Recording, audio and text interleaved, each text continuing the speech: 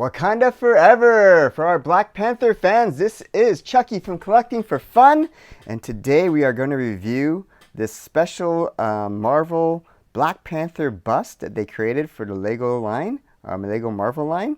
This set is number 76215 and has 2,961 pieces.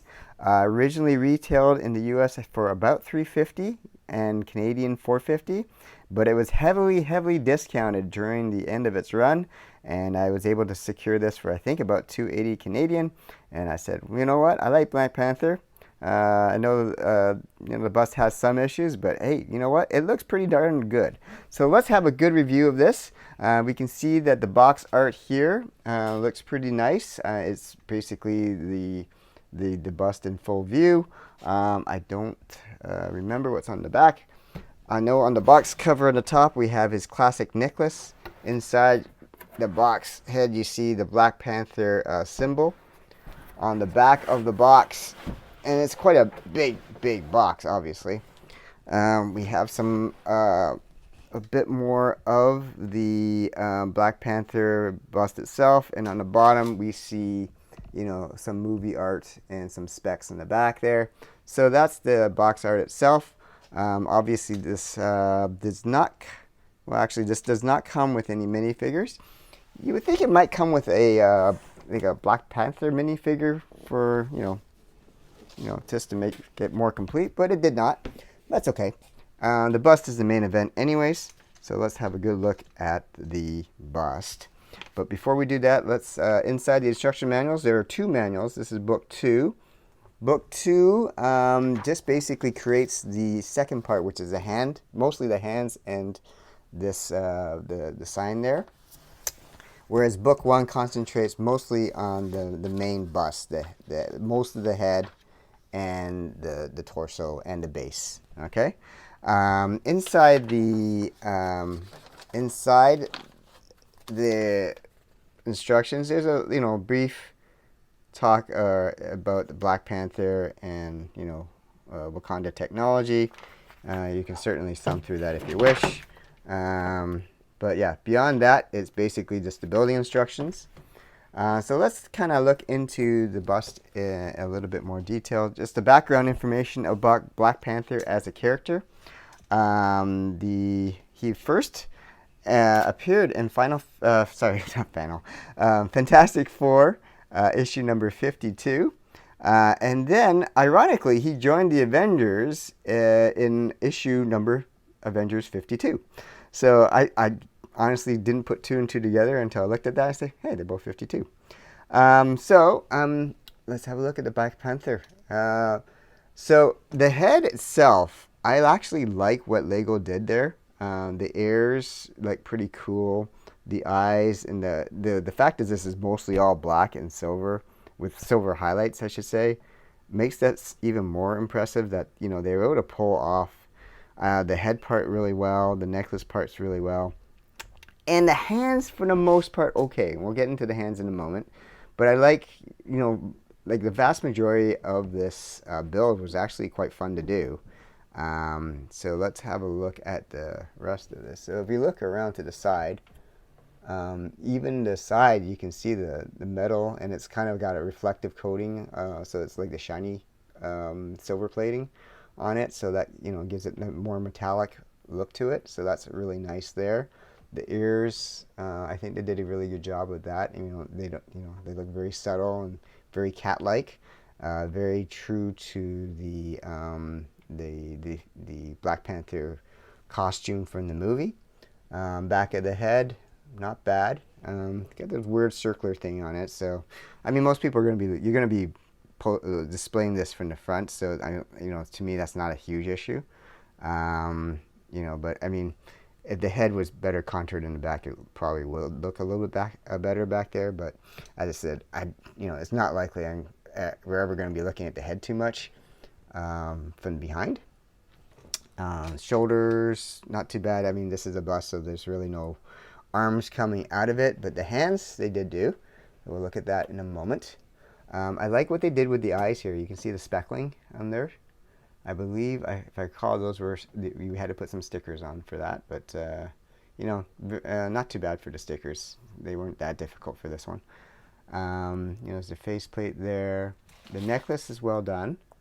I think those are supposed to be panther teeth. And when I looked up what the symbol of the necklace is, symbolize his, I guess, his status as the leader of the Wakandans. Also, so to signify strength and power. The hands. Okay, so let's look at the hands. So I think the main gripe I have, the fingers for the most part, they're all posable. Okay, so and then if I recall in the movie when they do the Wakanda Forever pose, their fists are closed, right? So in the box art, they do have one picture with his fists or hands open, with the thumb as well open, and then the other is with the fist closed, like so.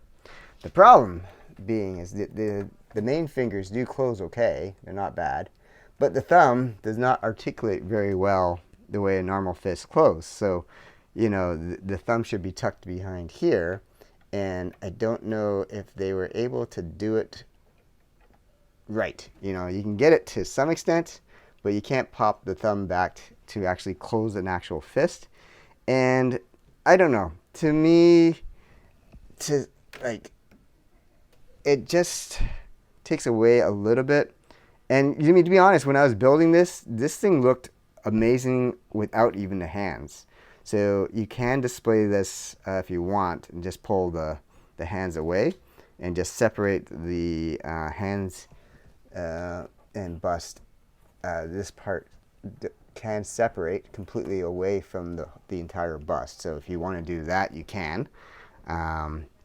It'll be difficult for me to do that on camera, but you can separate the hands and just display the bust, and that in itself looks amazing. And the hands, from afar, it doesn't look that distracting, but if you look up close, you can tell, especially when you're building it, you go, oh, come on. The thumbs just do not close quite right. And I think if they were able to get that perfected, I think this, I think it would, be a lot better as far as, if you're going to include the hands, you got to be able to make the fist, in my opinion. But otherwise, I like the rest of it. If you look at the sign down there, we got Black Panther. You get the nice purple kind of highlights in there, and I think that's representing the fruit that he has to eat, I think. Because the fruit that he has to eat to get the Black Panther powers was purplish in the movie. And so I think that's a nice kind of contrast in colors with the black and the purplish kind of look, stands out very well there. So yeah, and I think this is a nice Black Panther T'Challa bust. This is obviously based off the original Black Panther in the movies and the comics, which is T'Challa. And obviously they changed that in Wakanda Forever to Shuri for the second Black Panther movie. I personally liked the 2018 movie a lot more than I liked the Wakanda Forever 2022 movie. And I don't know. You guys tell me what you guys feel about them killing off T'Challa in story, because obviously Marvel has a history of kind of flip-flopping on this stance. Because obviously they've done actor switches in the past. We have War Machine. Rhodey was famously changed from Terrence Howard to Don Cheadle. With very little explanation about that. They just changed the actor, and you know what? It was fine. The movies that Don Cheadle did were great, and I think both Terrence Howard and Don Cheadle did great jobs portraying Rhodey. And same thing, obviously, the Hulk. Ed Norton originally played the Hulk in the movie, and then taken over by Mark Ruffalo for the rest of the MCU journey. Even recently, we got William Hurt being replaced by Harrison Ford because he passed away for Thunderbolt Ross. So I don't know. I think I personally would have liked to see T'Challa continue his story with I know Chadwick Boseman did an amazing job as Black Panther, but I think they could have continued with his story a little bit longer. you know, everyone will have their opinion about that, but I think, you know, Black Panther already established very strong female characters in the first movie. Like pretty much, like his whole and almost his entire support cast were strong female actors and characters. And so I don't think they really need to elevate Shuri to Black Panther to, you know, bring that cause. And I think having another male black superhero, you know, I think in the long term probably would have served the MCU better. But and that's my opinion. And but yeah, back to the Lego set. What do you guys think? To me, again, I think the build is quite good. It looks pretty stunning. If I, you know, for a display piece, it looks pretty good.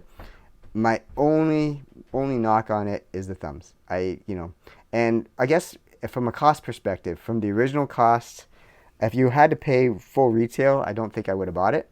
But because it was so heavily discounted, it was, to me, I was like, you know what? It's a nice display piece and it's a good price, so let's get it. So if you were able to get this and still are able to get this at a good price, I'd say, yeah, let's pick it up, especially if you're a Black Panther fan. If you're not, and or you know, if the marketplace has gone up on this set, then I don't know, I guess it's up to you. It's your money. But yeah, to me, I like the set. I'm pretty happy with the purchase. I'm pretty happy with the way the build comes out, other than the thumbs, which, you know, me to be honest, it's not a make or break for me. I think the set in itself is a nice set overall. Even just the bus itself is really good. So that's my review of the Black Panther and a little bit brief history on that. And share your comments and thoughts about what you think about you know, the future of Black Panther in the MCU, and what you guys want to see for future videos.